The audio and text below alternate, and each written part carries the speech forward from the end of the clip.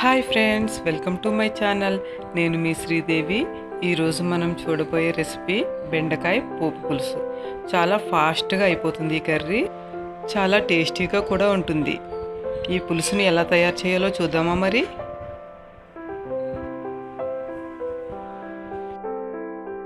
దీనికోసం ముందుగా నిమ్మపండు సైజ్ అంత చింతపండుని తీసుకొని 1/2 లీటర్ నీళ్లు పోసుకొని నానబెట్టుకోవాలి.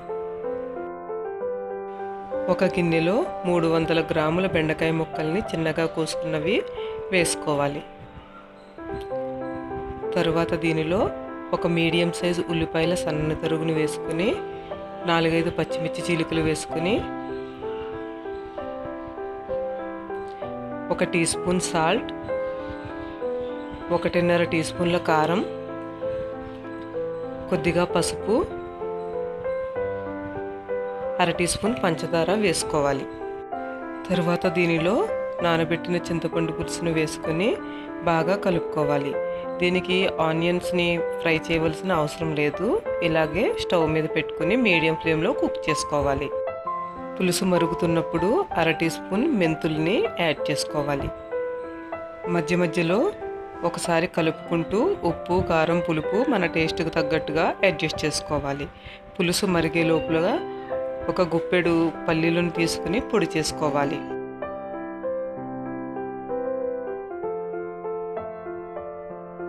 బాండీని తీసుకుని 1 టేబుల్ స్పూన్ ఆయిల్ని హీట్ చేసుకోవాలి. ఆయిల్ హీట్ అయిన తర్వాత 7-8 వెల్లుల్లి రేకలను వేసి వేయించుకోవాలి.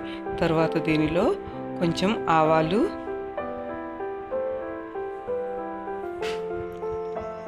1/2 టీ స్పూన్ జీలకర్ర, 4-5 ఎండుమిర్చి ముక్కలు, 1 రెబ్బ కరివేపాకు వేసుకుని పోపుల్ని వేయించుకోవాలి.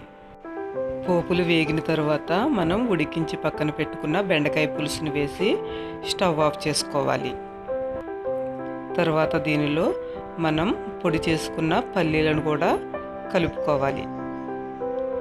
ఇప్పుడు ఒక సర్వింగ్ బౌల్లో తీసుకుని సర్వ్ చేసుకోవాలి. చూసారు కదా ఎంత సింపుల్గా అయిపోయిందో ఈ బెండకాయ పోపు పులుసు. మరి మీరు ట్రై చేసి మీకు ఎలా వచ్చిందో కమెంట్ బాక్స్లో మెసేజ్ చేస్తారు కదా. నా ఈ వీడియో మీకు నచ్చినట్లయితే లైక్ చేయండి, షేర్ చేయండి, సబ్స్క్రైబ్ చేయడం మర్చిపోకండి.